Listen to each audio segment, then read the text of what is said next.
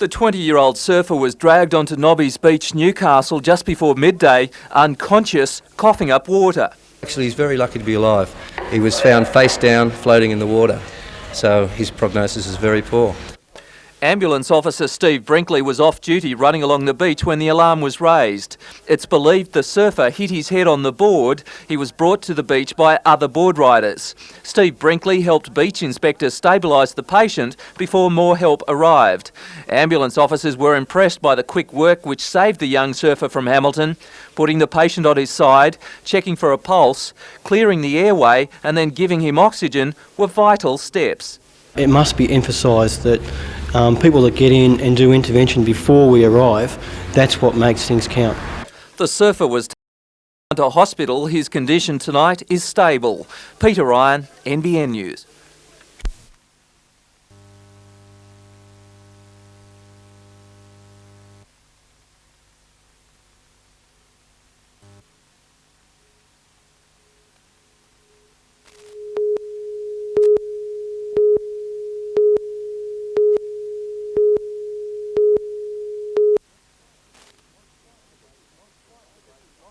This is not quite the way you'd picture an ambulance officer, but in Newcastle this week, these men and women are learning to fight back. Over a 5-year period recently, there were 511 attacks recorded against ambulance officers. Often the first to arrive at a volatile crime or accident scene, ambulance officers can come under attack, and yet they are unarmed and most have little knowledge about self-defence. We had a psych patient who became quite aggressive and actually attacked my partner and myself, and we had to wrestle him in the hospital and subdue him for the hospital staff.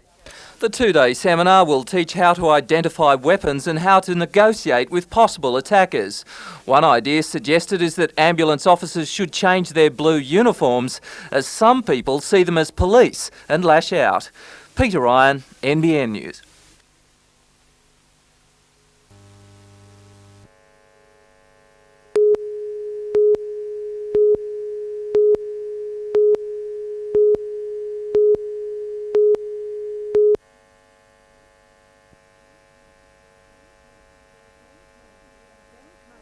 James Mullen Developments hasn't received approval from Lake Macquarie Council to develop this residential subdivision at Cam's Wharf. The developer has gone on the site, has done some earthworks, removed some trees on the site, all without council's approval. The council's general manager says discussions were held with the company yesterday. We've asked that he spend some extra time with the plant out there and reshape the area to prevent runoff and sedimentation into the lake with the areas that he's exposed as a result of the vegetation that's been removed. Any legal action will be determined by council on Monday night. As for whether the company's actions will affect its development application, General Manager Robert Gray says that provided it meets planning guidelines, the project will probably get the green light. There is a high likelihood that development consent would be granted to a subdivision on the site. Greg Moylan from James Mullen isn't commenting on the matter today. Jane Anderson, NBN News.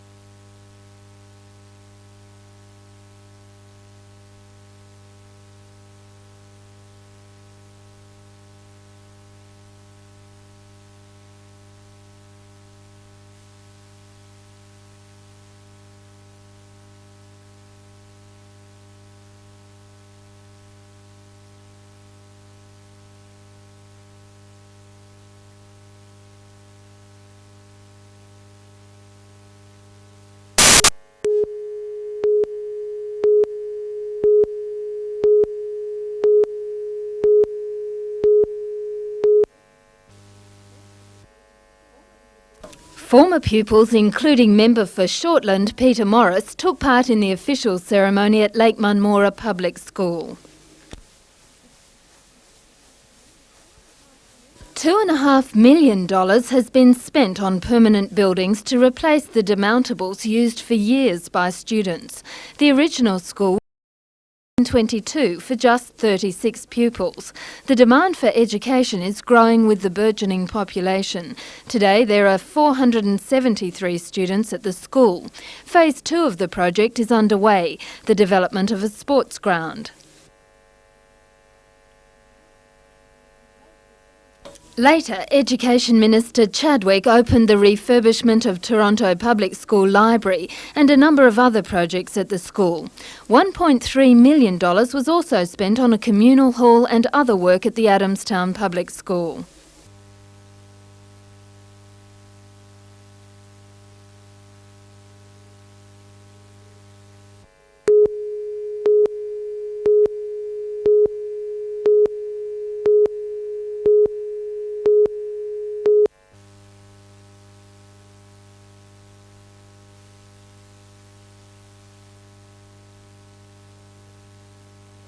I didn't want to come back here and start playing and then get injured, so I thought we might as well sort it out straight away.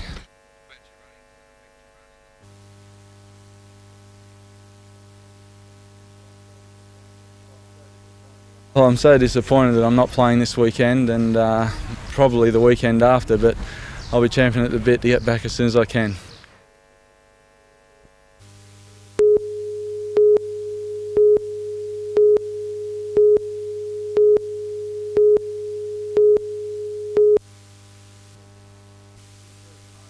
For the first time in the club's history, the players don't have a company logo across their chests. International budget restrictions on BP forced it to withdraw, despite protests from local service station operators. And sleeve sponsor McDonald's also gave up the deal that gave it logos on jumper sleeves. Yeah, sure, it was a surprise. I know that their management were very happy with the deal with the Knights and the promotions and the publicity they got from us, but they made the decision, so it's left us out now in the marketplace. The league believes a major sponsorship is worth at least $500,000 and a sleeve sponsor around $120,000, money that is no longer floating around in most company budgets. Although the Knights have had preliminary talks with at least 12 major firms and are confident of tying one of them up, no one is rushing to sign. Graham, the Knights still have this $2 million debt hanging over them. Is that a factor that's slowing up a sponsorship deal? Well, it is a problem and it's a concern to us, but we believe with the advisory committee now in place that it will be sorted out. Although most local firms don't have the cash available, the Knights may not have to look outside the area. Speculation continues that West Leagues Club is keen to become involved with the Knights, but the Board of Directors refused to establish any links until the question of the Knights' debt is resolved. Well, I believe it still is a possibility. West have certainly, I believe, got a role to play in the Knights down the track, but just when that will be, I don't know. The Knights have also put a deadline of this Friday on payment of reserve seating, or it will be sold before the end of the month.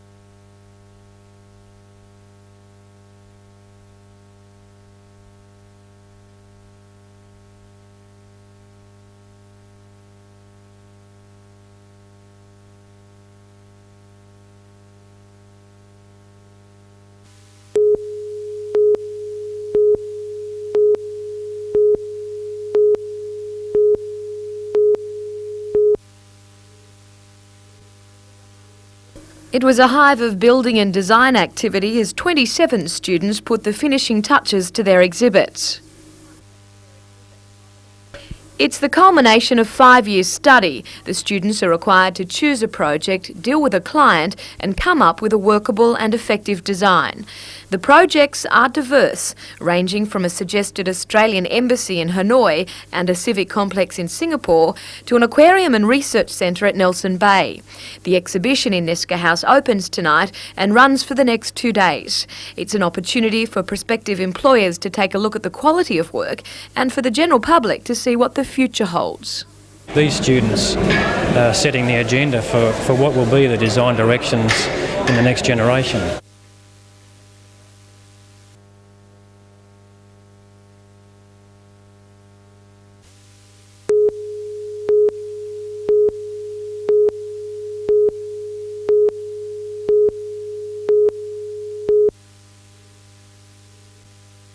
With school calendars now jam-packed and the days of missing lessons to play sport gone, Toronto High School has organised the Hunters' first night cricket competition. The 35-over games will be played at the university, and over the past few nights teams have been using every chance to practice. And our cameraman soon found out that the dew doesn't slow up the bowlers. Competition patron and former Australian cricketer Robert "Dutchy" Holland believes night games will improve a player's skills. They have to adjust to look at watching the ball closely. The sight screens are important, the catching aspect of the game, sighting the ball when they're batting, and then there's the excitement of one-day cricket. It'll be marvellous for them. The competition is open to years 7, 8 and 9. 12 schools applied to play, but due to costs only 6 were selected. It's expected another venue will be established in the Upper Hunter next year. This year's winning team from Newcastle will play the winner of the North Coast competition early in 1994.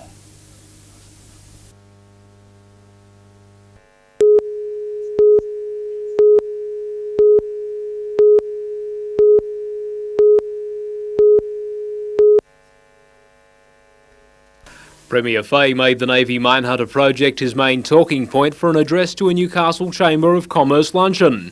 He pulled no punches, saying Newcastle has to fight to win the billion-dollar project, claiming the frigate and submarine decisions were politically motivated. Twice we've been disappointed with submarines and frigates. In both instances, I believe the decisions were political. The Premier used today's visit to announce a ministerial task force to push the state's claim as the construction site for the mine hunters. It'll be led by his deputy Ian Armstrong and includes Virginia Chadwick, Kerry Chikarovsky, Ray Chappell and Peter Collins. 3 tenderers are in the final race for the 6-ship contract, with the former Ramsay fiberglass site at Tomago favoured as the construction site. Bids close mid-next month, with the contract expected to be let in June next year. While in the city, the Premier opened the relocated Hunter Business Enterprise Centre in King Street. The facility, which trains unemployed people to launch into their own business venture, drew praise from the Premier for its cost-effectiveness in getting people into the workforce. These statistics show that something like $617 is the per capita cost of creating new jobs. That is a credit to the people, the board behind the Business Enterprise Centre, the staff, the volunteers, and I guess the spirit of Newcastle. Mr Fay's visit had a lighter note, with the presentation of a caricature capturing the Premier's reaction in Monte Carlo to Sydney's successful Olympic venue win. The work by the Business Centre's cartoonist Mike Breen.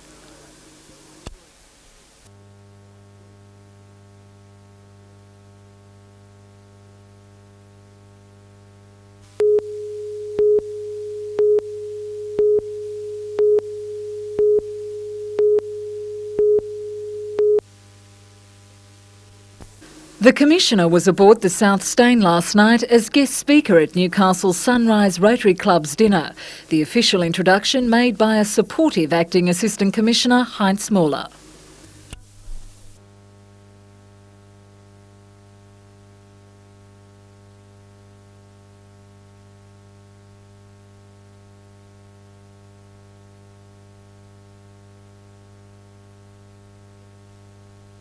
Commissioner Lauer opened his address by sharing a vision. The vision of the officers of the New South Wales Police is to provide the people of New South Wales, by the year 2000, with the safest streets in Australia.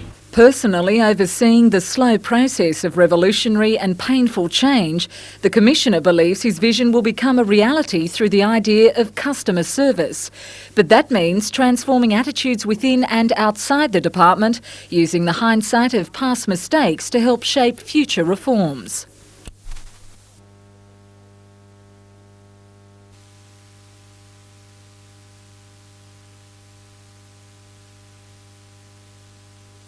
Pushing aside recent allegations, the Commissioner vowed to continue the uphill battle against institutionalised corruption.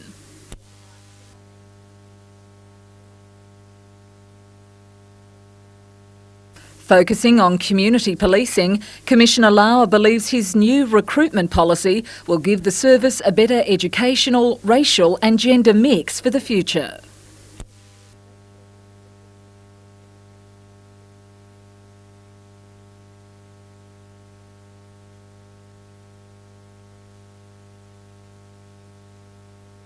Melinda Smith, NBN News.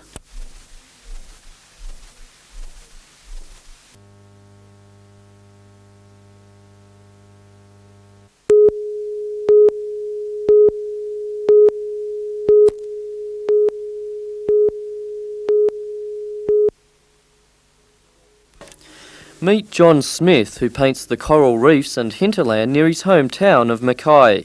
In September 1971, he was a young stockman in North Queensland, 2 days before his 25th birthday, and looking forward to his wedding, which was just 3 weeks away. 21 years ago I broke my neck in a fall from a horse, and I ended up in hospital for 12 months, and I got very frustrated. Everything I ever learnt to do was no further use to me, so a friend suggested that I take up painting.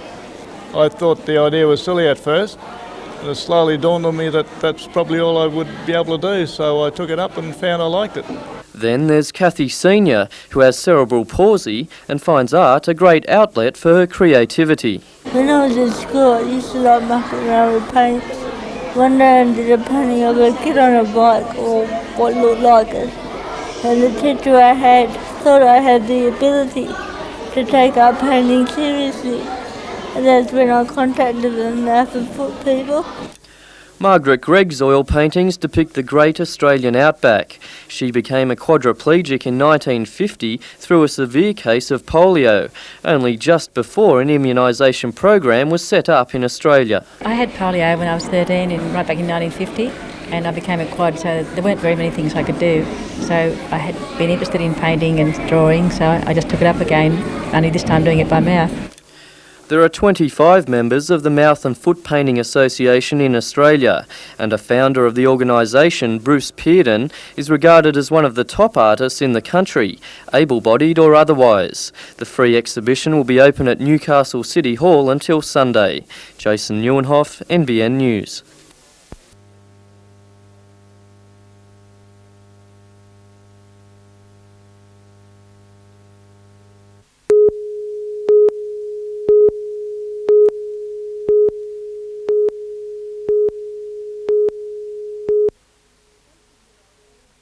"80-year-old Ada Collins was found strangled in the front bedroom of her home at 2 Galgabba Street, Swansea, on Monday the 30th of November last year. The first day of the inquest was taken up with evidence from 70-year-old Edgar Charles of Wallsend.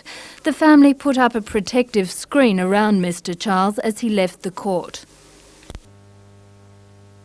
Mr Charles admitted that when police first interviewed him about Ada Collins' death, he'd lied about when he'd last seen her alive. Initially, he said it was 5 or 6 weeks earlier. In actual fact, it was just 2 days before her body was found. Edgar Charles says he lied because of the shock of having been told he was a suspect in the Ada Collins murder case. Early in the inquiry, Mr Charles also said the name Ada Collins meant nothing to him. However, he later admitted he was having an affair with her. Police prosecutor Sergeant Phil Lloyd asked Mr Charles if he had beaten Ada Collins and strangled her. Mr Charles said no. The inquest will continue tomorrow. Jane Anderson, NBN News.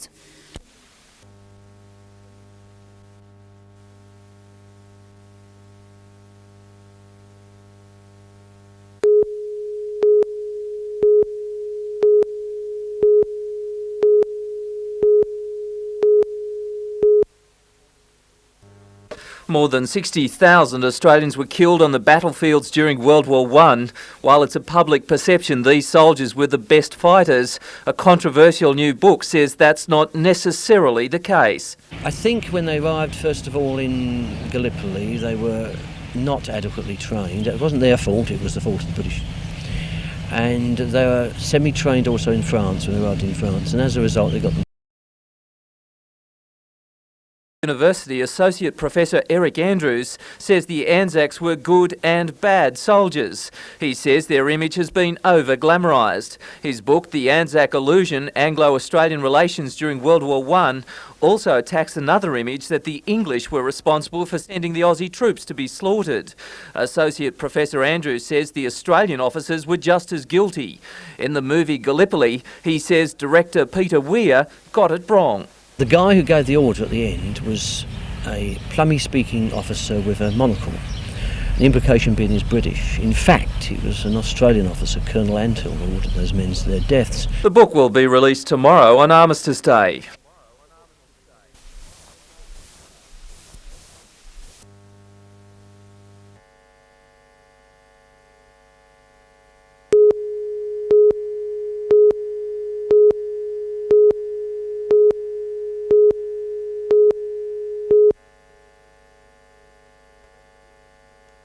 The relatively new idea of quality assurance has been underway in most schools since early this year. In simple terms, it's a system of review aimed at improving the quality of teaching and learning. It's a new innovation, and there are various education systems around the world that are either introducing it now or thinking about introducing it. And it really comes along with the greater role that communities have in schooling and the greater devolvement of schooling so that schools can make more decisions themselves. Dr Peter Cuttins has helped introduce the new system, overseeing reviews with school staff, parents, students and communities across the state. Around 2,300 schools will participate during the next 4 years. Today in Newcastle, the Northern Region's headquarters was officially opened. Quality assurance has been targeted by the Teachers Federation in its fight for a pay rise. Today, statewide stop work meetings voted to ban any further involvement with the scheme. We are in the middle of industrial negotiations, and I'm not quite sure why that was chosen as one of the strategies. I just can re-emphasise that we have had their support, and I would expect that once this is over we will have it again. Melinda Smith, NBN News.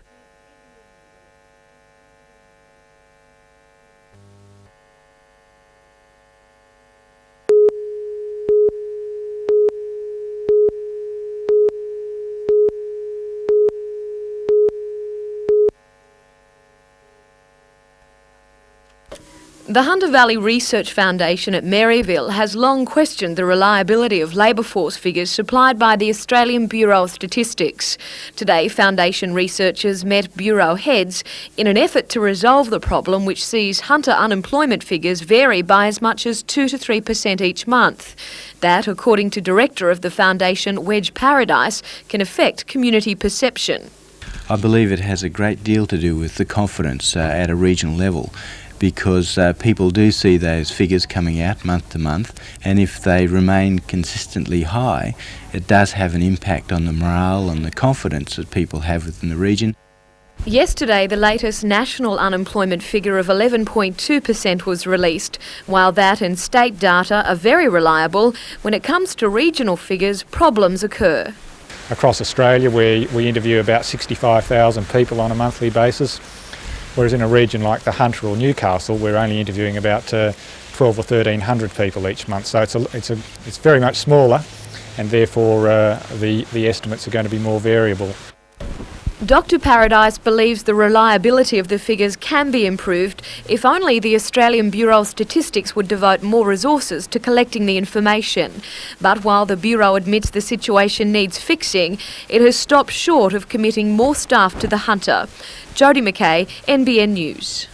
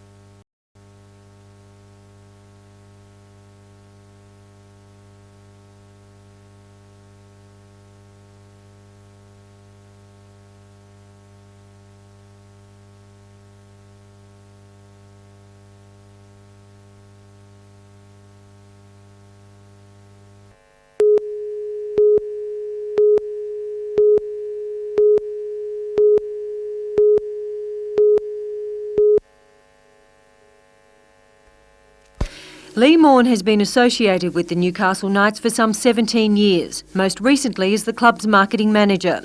Today he tendered his resignation. He and wife Mary plan to open a fast food franchise outlet on the Gold Coast in January. Mr Morn has been a stalwart of the Knights, involved from the initial push in 1976 to get the club into the Winfield Cup competition. Now it's time to move on. It took us 10 years to get in, and it was 10 years of frustration, but finally delight and enjoyment. And I don't regret going into the Sydney football, and neither does the city. Look what's happened. It's the biggest thing in Newcastle. Bit of a sad loss losing Lee? Yeah, absolutely. It's the end of an era. If it hadn't been for Lee, the Newcastle Knights wouldn't be in the competition. Mr Morn says there are no hard or negative feelings and his decision to leave is for professional reasons. He says he'll still support the club from afar, remaining on the Knights marketing committee. While the Knights are now looking for a new marketing manager, they're also still in the hunt for a new major sponsor for next year's Winfield Cup. On that line, the official word from management is they're still negotiating with a number of companies. On a positive note, the Knights' 4,000 season tickets were up for renewal by today. By this afternoon, it's believed 90% of the ticket holders had renewed. The Knights hope this support continues, as they also have on sale an extra 300 season concourse tickets for next year. Catherine Lamond, NBN News.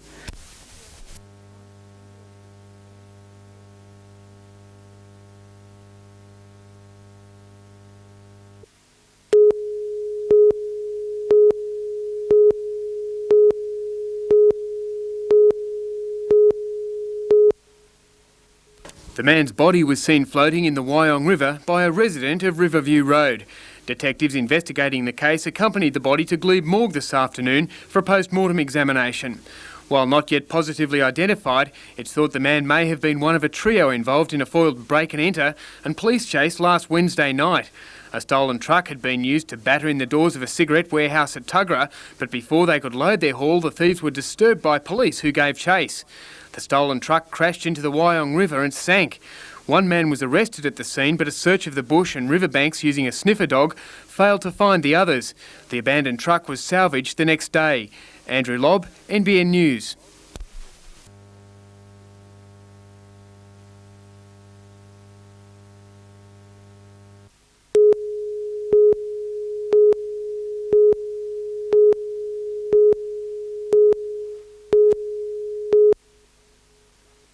It was the place to be seen by the who's who, the foyer crammed with the well-dressed, eager for a front-seat view of a little piece of the city's history. As ushers swept official guests to their places, actors backstage prepared to take theirs.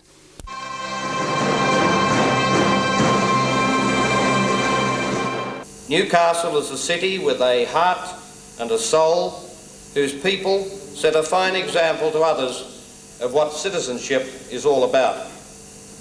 This theatre, which we are reopening tonight, must be a classic example of that Novocastrian spirit.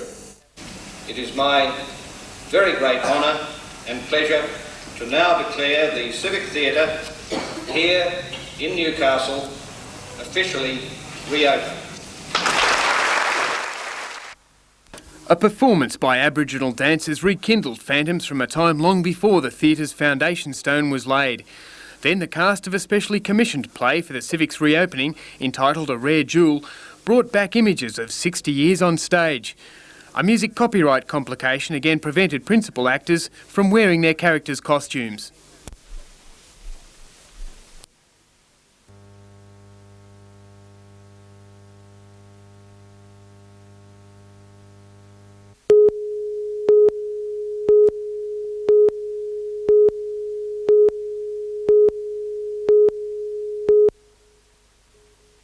The giants of the road were delicately assembled in Civic Park for the Hunter leg of National Road Transport Awareness Week. The idea is to foster better road relations between motorists and the trucking industry, which is working hard to improve its professionalism and safety. Also on the right side of the law, hundreds turned out to statewide police station open days. In Newcastle, many experienced the inner workings of regional headquarters.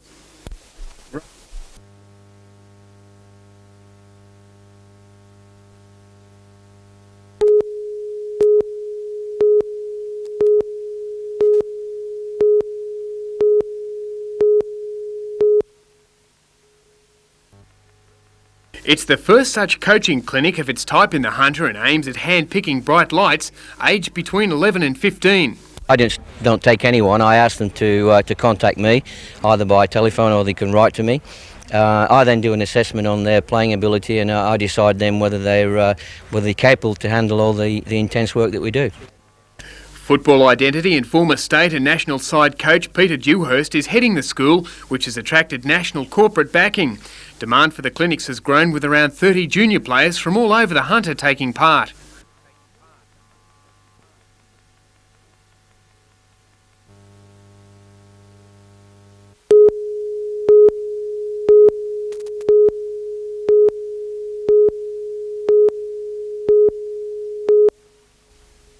The Hunter endeavour will be home to long-time yachting mates Tony Mowbray and Tom Braidwood from March to mid-May next year as they sail the seas off the coast of Australia. Officially launching the Hunter Ross sail venture at Lake Macquarie today, Tony reflected on where the idea for the journey came from. It's the middle of the night and I was on deck of my own, and my imagination started to run wild, and just the seed of an idea, and it all developed from there. 21-year-old Tom jumped at the chance to get away, and he's hoping this trip will lead to bigger and better things. I was quite keen because I've always wanted to do something like this. Sailing's very important to me, and I've always raced a lot, and it's an avenue for me into other short-handed ocean racing. The pair will first head north before tackling in the open seas between Tasmania and WA. That's a 1,500 mile stretch where the seas do get fairly large, and you can get some fairly strong, vicious fronts coming through, and it will be cold as well. So that'll be the hardest part sailing. I suppose the hardest part emotionally will be being away from my family for 7 weeks. But the next few months will be taken up with balls, auctions and novelty sailing events to raise as much money as they possibly can for Hunter Life education. And when we checked with yachting legend, 78-year-old Albie Bergen, on just how Tom and Tony will manage the trip... Oh, they'll be all right, yeah.